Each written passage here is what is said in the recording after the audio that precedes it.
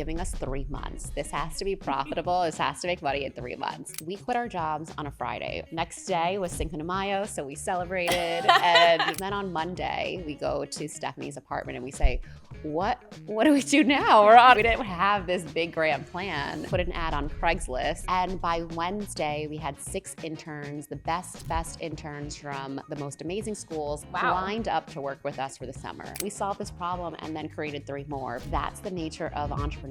It's problem solving. It's figuring out how to get to the next level. Your network is your net worth. You have to be ready and willing to ask every single person under the sun to ask for help and not have any shame in it. 40% of our new members every month come from referrals. Our members are doubling their revenue by joining, generating hundreds of thousands of dollars in revenue, finding investors, finding collaborators, getting on podcasts. Connection is not a hobby, it is a strategy.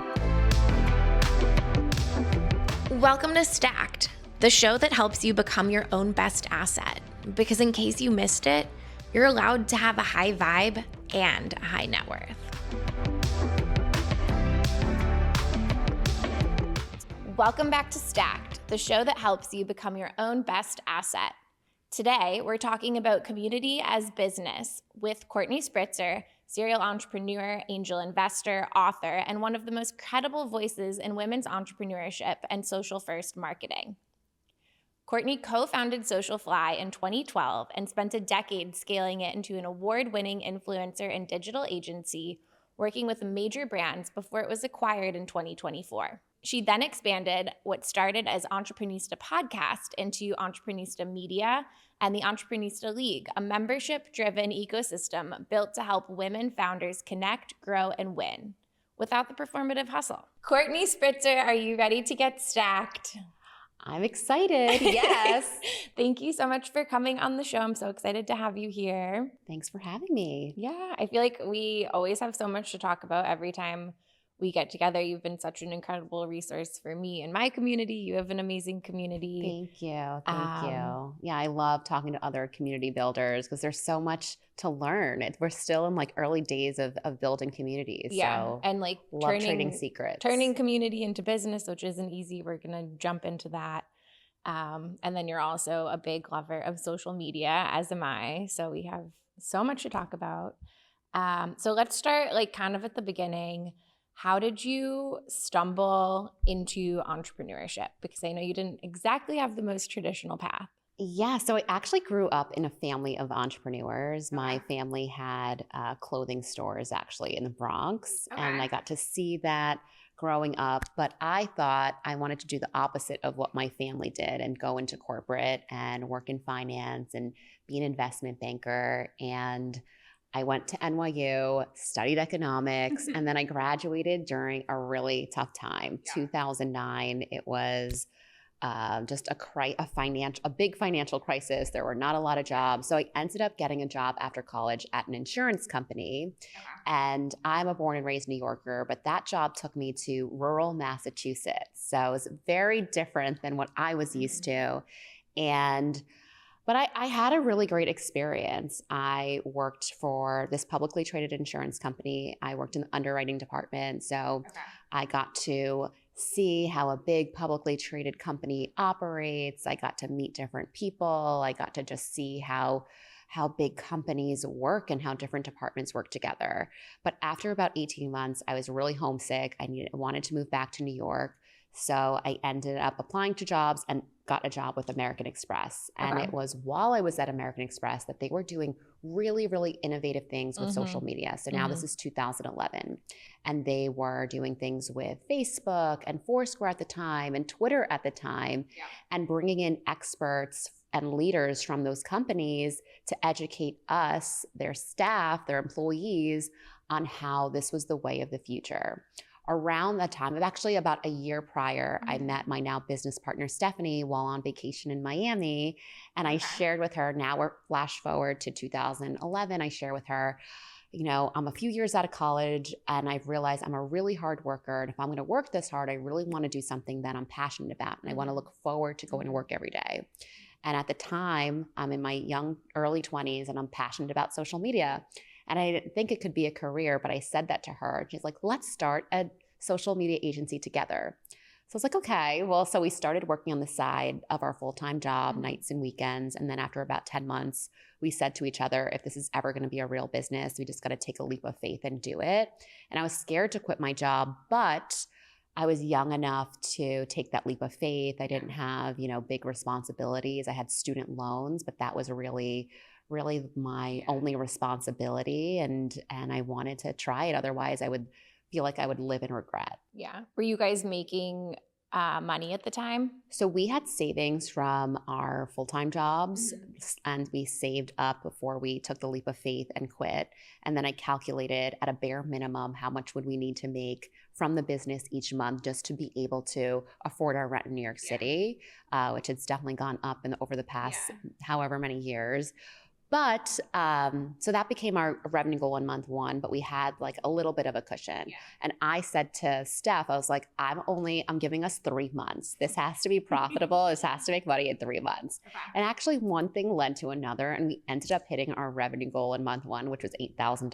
Wow. That was our revenue goal. We only had us to pay. Yeah. And what I love about a service-based business is there's really no overhead. It's just your time. So by joining different networking groups, and this is what I say to anyone that's just starting, is you have to invest. So we had no money, very little money at the time, and we decided to invest in networking groups, and it paid off, and that's eventually where all of our first clients came from. Very cool. So this is like kind of the very beginning of social media. I remember Instagram. Obviously, Facebook had come out a few years earlier, and then Instagram is there. There's Snapchat, Twitter.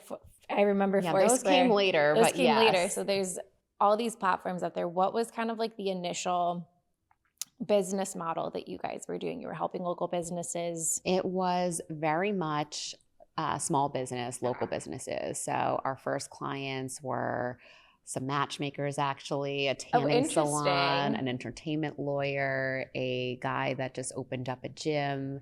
A lot of these people we still talk to this day. So Stephanie and I are very good at building relationships, staying in touch.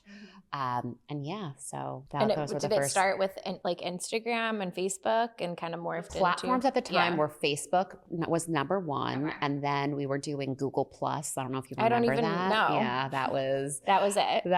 That was one of the main platforms, and Twitter. Those were the main three. And then eventually Instagram came on the scene or became more important.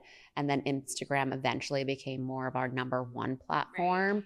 Right. But when we started, it was organic social, some Facebook ads, and then we evolved as social evolved. So then in the end, the company still exists, full service, digital, paid media, influencer marketing, content creation, organic social, all of it. At what point did you guys know? Because I feel like this is such an important question for anybody that is an entrepreneur or founder and looking to grow and scale. Obviously, the first step is to go all in on your business, leave your full-time job once you have like the action plan in place. But I feel like the next big hurdle that you have to cross is hiring, making your first hire. What was the signal that you guys had, or kind of like the threshold you knew you needed to hit before you could make that first hire? Love this question. So we quit our jobs on a Friday, or we quit our jobs, gave our 2 weeks notice, and our last day in corporate America was on a Friday. This was May 4th. Okay. Next day was Cinco de Mayo, so we celebrated, and we're like, yeah, we're starting our own business. And then on Monday, we go to Stephanie's apartment and we say, what do we do now? We're on our own. We didn't have this big grand plan. And we said, we need interns to help us for the summer. Okay. So those were our first people that helped us. Okay. We put an ad on Craigslist. So this is a while ago, if you remember Craigslist. Mm-hmm. And by Wednesday, we had 6 interns, the best interns from the most amazing schools, lined up to work with us for the summer. And that's when we came across our next problem, which is, where's everyone going to work? So this was before remote work was really a thing. People were meeting in person. People were going to an office every day. So I remember my mom actually took me to one of her business meetings when I was 16. Long story short, I remember the owner of that meeting, and it was an industrial printing company on 35th and 8th in New York. And when we realized we needed office space, I was like, who do I know that has office space? And I just remembered this guy, Frank. So I called my mom, asked if she still spoke to him. She called him. And he said that he had like a little bit of space. It was literally a corner, papers everywhere, not that nice, although we did put some wallpaper eventually. But he said he would help us if we helped him with his social media. He would let us borrow essentially a corner table in his office. And then he asked us, how are we getting our clients? And we said, oh, we're just going to go run around New York City, going to different networking events. And he said, you should come with me to my networking event. It meets every week at 7 a.m.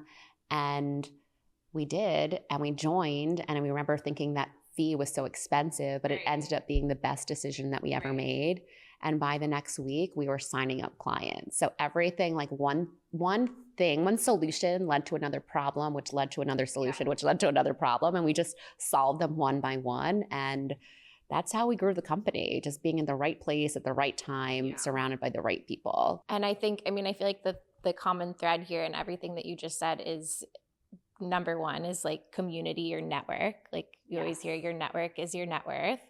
And then the other piece is not being afraid to ask for help, which I think you have to be of that mindset when you are an entrepreneur. You have to be ready and willing to ask every single person under the sun to ask for help and not have any shame in it. But I think that's probably speaks a lot to your character. Even now, and I think this is why Stephanie and I love community so much, is there's always help that you need at different stages. Always. Even when you scale, even when you're profitable, there's always, I always like to say, great, we solved this problem and then created 3 more, because that's the nature of entrepreneurship. It's problem solving. It's figuring out how to get to the next level and being resourceful. So even yesterday I was thinking like, oh my gosh, I'm asking this person I'm being so vulnerable, but you have to get what you want. I think like that's what drew me to you in our initial conversation, because we're both in Miami. We live in Miami. I've been here for 4 years now, and your name's come up a lot. Oh, do you know Courtney? You guys are doing something similar, different, but similar, women's community. And it wasn't until we finally got on, I think our Zoom meeting was like our first actual time that we were actually, no, it was a dinner. Was it? Was it a dinner? I think it was something dinner with Melissa. It was but with then Melissa. We had like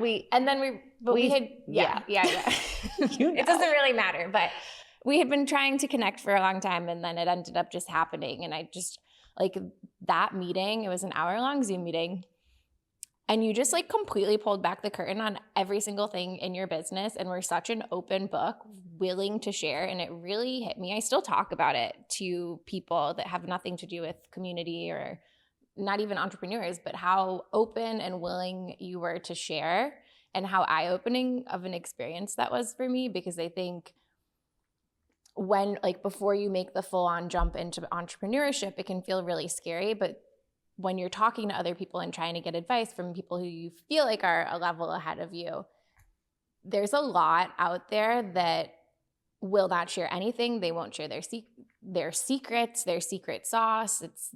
You're going to steal their business. It's such a scarcity mindset. And I've never felt that way when we talk. It's like such an abundance mindset. And people will say out in Silicon Valley, I think this is a very common thing that they say. It's, oh yeah, you can have my tech idea. Go for it. Do you think you're going to outwork me? Do you think you're going to be faster to market than me? There's no way. You can take my business plan. Good luck. And I feel like that's such an abundance mindset. And also at the same time, it's like this now creates a little healthy competition, or it can make everybody's business a little bit better. I'm really glad that you shared that, because that is the mentality and mindset that we instill in Entreprenista. It's always, pay it forward. The more you give, the more it comes back to you. And actually, I learned this lesson just like you from when I started the agency. Okay. We had been introduced to someone who was a few years ahead of us. Yeah. She had this gorgeous office, and we're like, seeing mice at our printing company. Yeah. And I'm like, Stephanie, did she invite us here? What is she going to share with us? Like, we're her competition, although she's like clearly very ahead of us. Right. And she did the same thing for me. And she really opened up my eyes, because I thought she would be like very, keep her secrets close to the chest. Mm-hmm. And instead she embraced us and told us so much, opened up our eyes to the fact that we could sell our business. And ever since that moment, I just pay it forward now. So when I talk to other entrepreneurs, I'm like, here's the playbook. Like, there's enough business for everyone to go around. And and we can all help each other instead of, try to compete, which there is always competition too, obviously, but you can work well with your competitors. So, and I think it's like there's so much benefit to I mean, just compare our communities because they're sitting here in front of us. Like they're similar, they're all women communities, but they're very different. But at the end of the day, there's so many resources people in my community could have access to through yours. There's people locally here in your community that might benefit from my community, and we can just go so much further together. And you've made so many introductions for me. I'm hopefully making some introductions for you as well in different capacities. You're gonna build my AI. I'm gonna help you build your AI agents. Yes, please. Run all kinds of crazy workflows. No, but in all seriousness, that was like, I didn't really know what to expect because I felt a little intimidated, exactly as you described. Oh, why does she want to talk to me? Her community is so much further along than my community. I'm just now trying to turn it into a business. And I was very, very pleasantly surprised. So Entreprenista, we didn't talk about that yet. So what is Entreprenista? How did it start? What's kind of the backstory there? Entreprenista actually started as a podcast just like this. I love that. So it was part of the agency. Stephanie and I, something that we always did because we're marketers is whenever there was a new capability, and at the time that we were running the agency, there was something new happening on every platform all the time. So we would always dive right in so that we would learn it. And that's actually reminding me of AI feels like that, except I'm older now and I feel like I just can't grasp it. But anyway, it's a lot easier to learn stuff in your 20s. But yeah, so podcasting was becoming a thing and we're like, okay, we got to learn this so we can take these learnings back to our clients. So we were brainstorming, what do we make this podcast about? And at that point, we were 6 years into entrepreneurship and we could have created a podcast about marketing, but we decided we wanted to do a podcast about entrepreneurship. That's what lit us up. That's what we loved talking about. And we loved meeting other women entrepreneurs. So we created the Entreprenista podcast, which was always a fun title for like something that we called ourselves for fun. And then, it just took off. It got a lot of traction and we started to get requests from people wanting to be on the show. And through that, we started to organically build a community of listeners and people that would follow us on social media because they were a fan of the show. And then, so that was end of 2018. And then in 2020, the pandemic hits, women are leaving the workforce at such a rapid pace. And that's when we decided, okay, SocialFly is mature enough that it doesn't need both of us to run it. We can now spread our wings and start something new. So we decided to spin off Entreprenista, turn it into its own company. We decided that Stephanie would run Entreprenista while I ran the agency. We would self-fund it and basically incubate it. And then once Entreprenista was self-sustaining, we decided to sell the agency so that we could focus on Entreprenista. So flash forward to today, it is a private membership community of over 3,500 women entrepreneurs all across the country and in Canada and really globally too. And then through the membership, we do 10 to 20 virtual events every single month. Then we have our private community where anyone can, network, meet people, ask questions, find the right resources. And then we curate discounts to tools and solutions so that our members have access to the best of the best, because you can waste a lot of time in entrepreneurship using the wrong tools, talking to the wrong people. So we try to we vet everything before we recommend it to our members. And now that it's grown so much, our members are wanting to meet in person. So we have local meetups happening. They're led by members all across the country, almost every day now, which is exciting. And then we do our annual retreat, which is coming up at the end of April. It'll be in Palm Beach, and we're bringing 250 members together. Wow. So what are the requirements to join the community?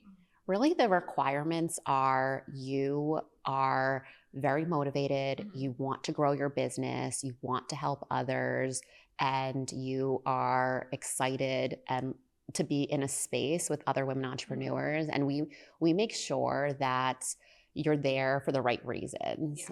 This isn't a community where you go in and you sell yourself and take. This is a community where you come in and you give, and then it'll all come back to you.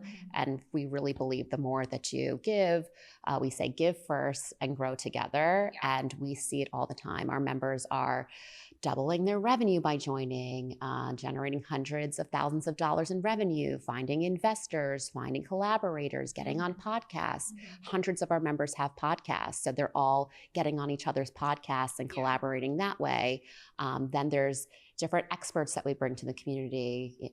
We just brought Allison from Poppy to do office hours for the community, and some other well-known founders like that. So we're constantly bringing in and curating all these resources that we wish we had when we first started, and things that we wish we had now, we get to create for our stage as entrepreneurs. So it's really all stages of entrepreneurs, because we have seen it time and time again. The experienced founders have a lot to learn from the ones that are up and coming, because the world is constantly changing. Look at AI. We're all in the same page when it comes to AI. When a new thing comes out, it doesn't matter if someone is 10 years ahead. We're all learning together. I think what's so interesting is your community was digital first, right? So it spun off of the podcast being started from SocialFly and wanting to just share stories you guys were passionate and interested in. And then the need for the online community kind of spun out of pandemic. Everybody's stuck at home alone.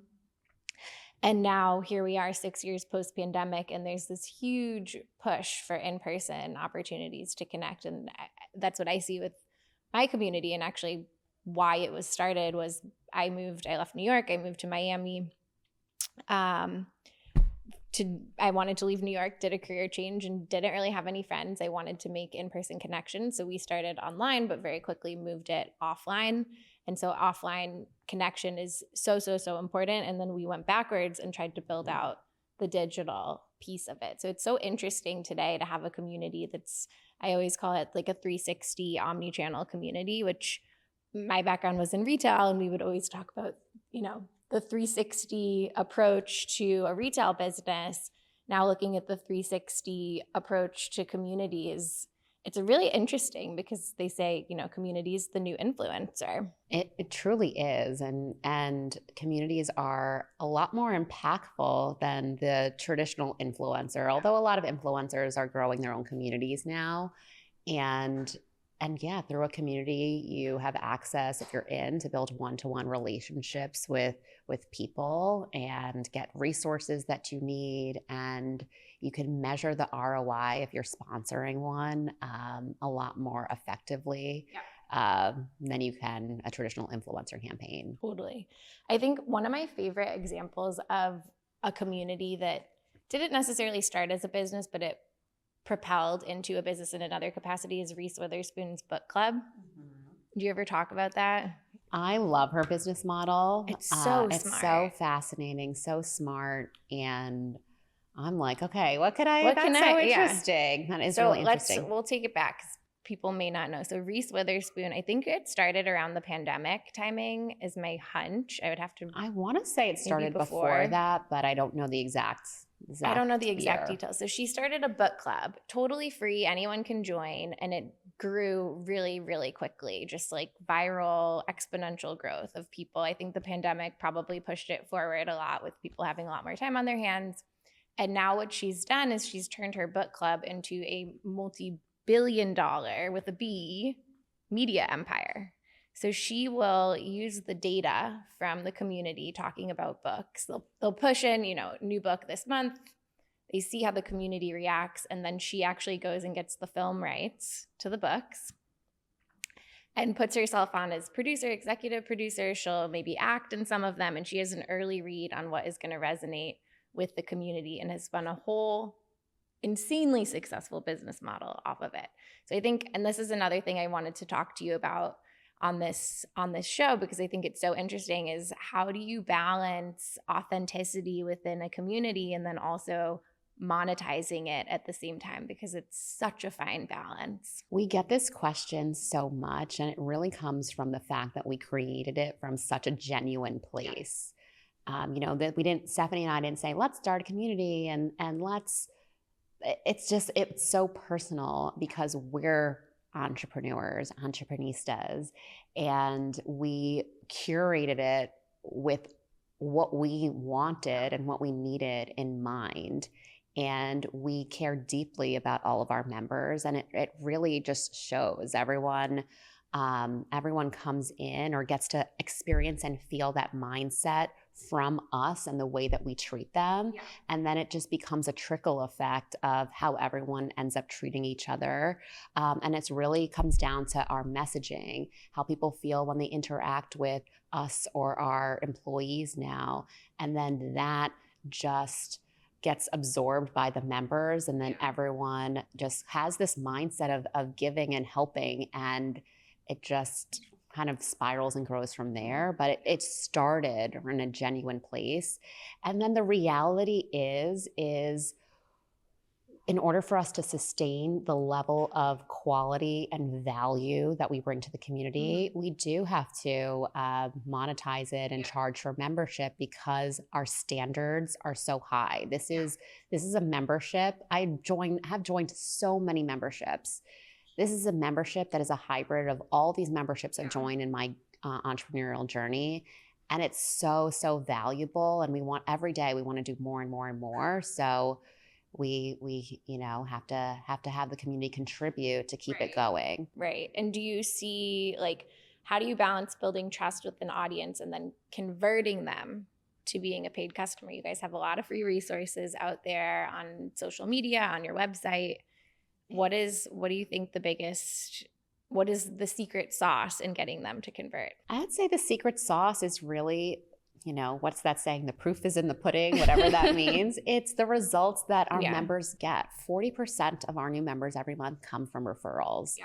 That is very telling to us that people love Entreprenista. And we see it in the feedback and in the public comments, the unsolicited public comments that we get every day. People say that Entreprenista has changed their lives, and that really touches me and Stephanie, and we know that we're building something really great. And now the community is just referring. And then we have so many different case studies of women that just started their business and now they're doing 6, almost 7 figures. Mm-hmm. And that's happening every single day through the connections that are being made in the community.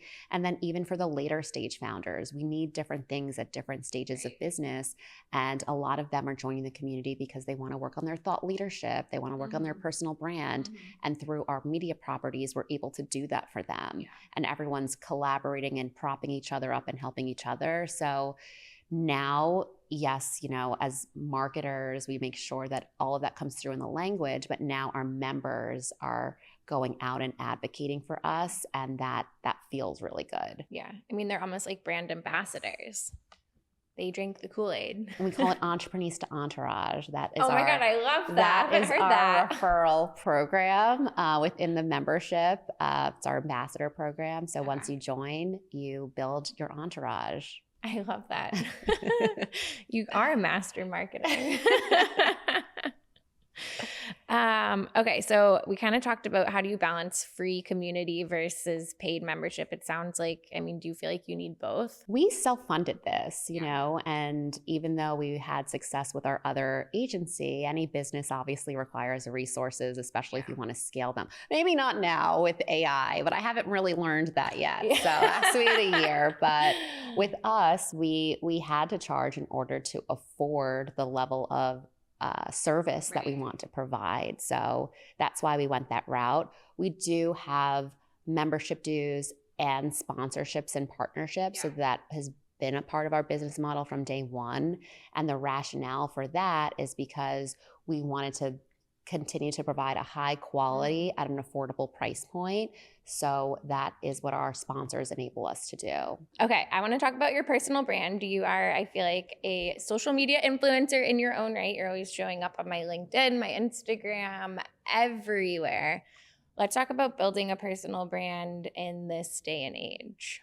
I get this question a lot. And if you ask me and Stephanie, we're always like, what personal brand? And yes, we have you one. You have a very strong personal brand. It's so funny. It has happened because we're doing so much in business. Yeah. we have a lot to talk about, but we don't have the personal, and this is something we're working on. It's one of my goals for 2026. We don't have the personal brand where it's posting one reel a day of a business tip and sharing our personal life and dancing. And obviously personal brands can come in all shapes and forms.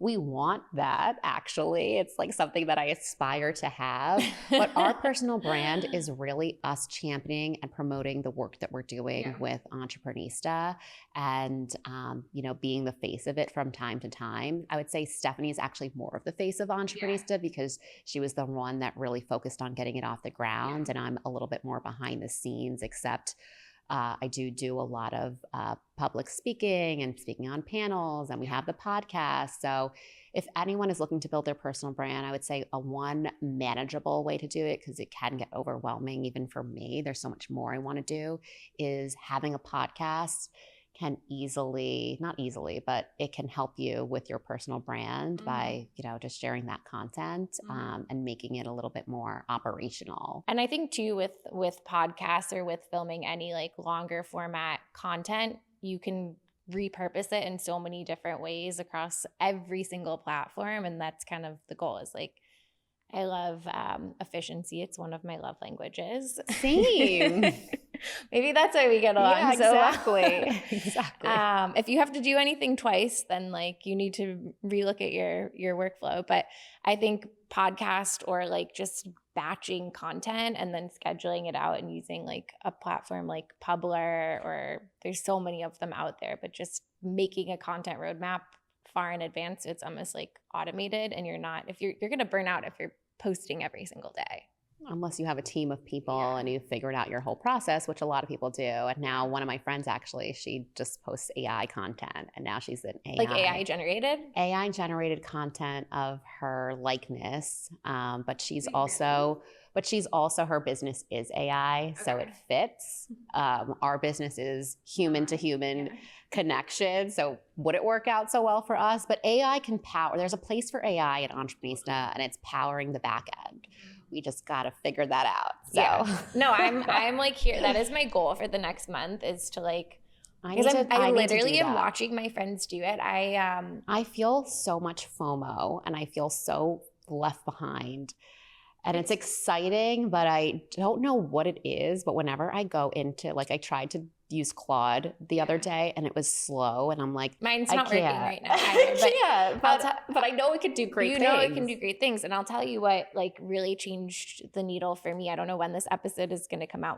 We'll see. But 2 weeks ago, so it's mid-February, the way that AI has changed in the last 2 months is like the most dramatic shift that's happened to date. And it's with this new drop of Claude.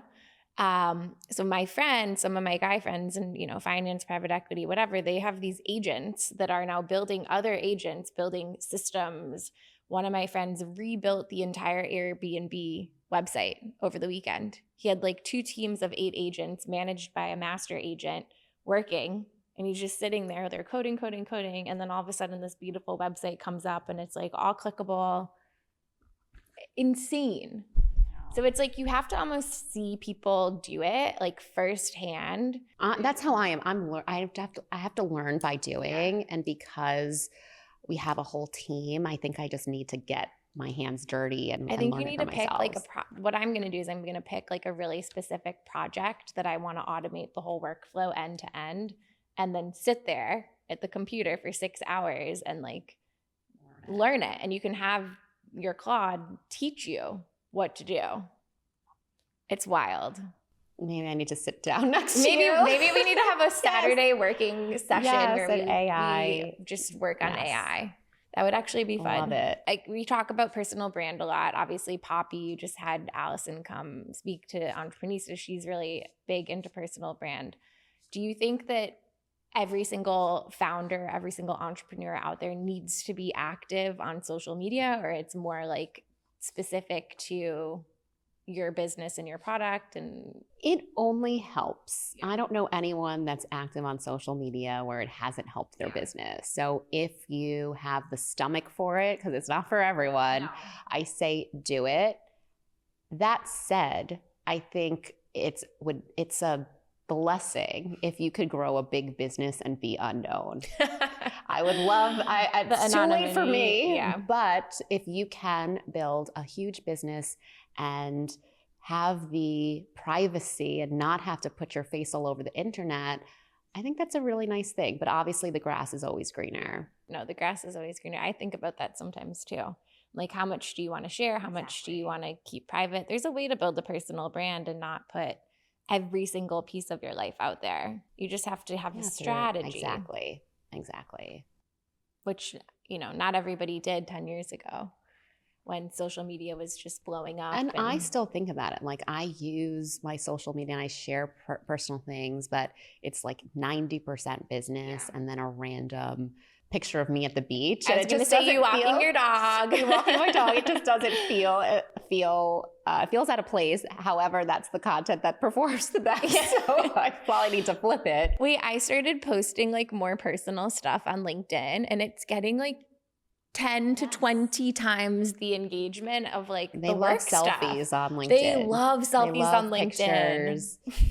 Yeah. Like, okay, I guess because it's different. Yeah. And that's really what stands out is like when you're in a place. Look, if you were to go into a place that was all men and you walked in, they're going to notice you. If you walk into a place where everyone's wearing black and you're wearing hot pink, they're going to notice you. So it's the same thing with LinkedIn and social media. If you are different, you're going to stand out. And I mean, I think LinkedIn is such an underrated place for people in the business space. I think the stat is that only 1% of LinkedIn users post or something crazy like that. So there's such an opportunity for everyone to really stand out there. And that's like if you're in the business space, whether not necessarily trying to be an influencer in marketing, there's so many great networking opportunities there. I'm posting a lot more on LinkedIn right now. And LinkedIn is actually my favorite platform. I think it might be mine too. Now I have to get active on X, on Twitter, which is really scary to me. Untapped right now. What? Huge potential. Threads. I keep hearing every time I go on Threads. Do you post on Threads? Every now and again, but like any post I do gets picked up. I go on there and it's all women entrepreneurship stuff. And it's always, I'm looking for a retreat. I'm like, oh, are you? Here we go. And then they'll reach out and sign up on the website. So there's That's amazing. A lot of good networking happening on Threads and not a lot of people are using it. I mean, I see the engagement on these posts. It's insane. I don't know. I need to work on my Threads and my Twitter. I'll teach you Threads. I can't teach you Twitter. And you teach me AI. And I will teach you AI. As soon as I figure it out, I will be teaching you. I have my team right now that works with me, and I'm like, have everybody writing SOPs on every single thing that we're doing, and then flagging anything you're doing more than 3 times. Like, we can get an agent to do this. So just log every single step, and then that can later be uploaded. I haven't done it yet, but like we're preparing.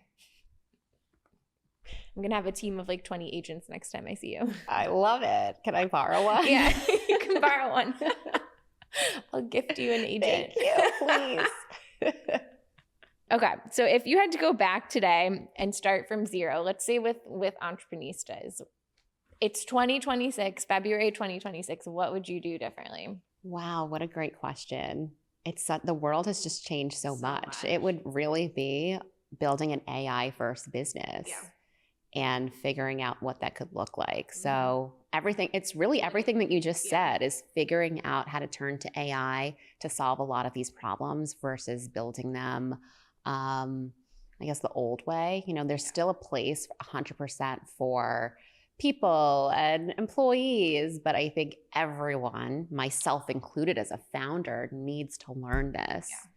We have to. I think it supplements what you're doing. It frees makes up time. Everyone more productive.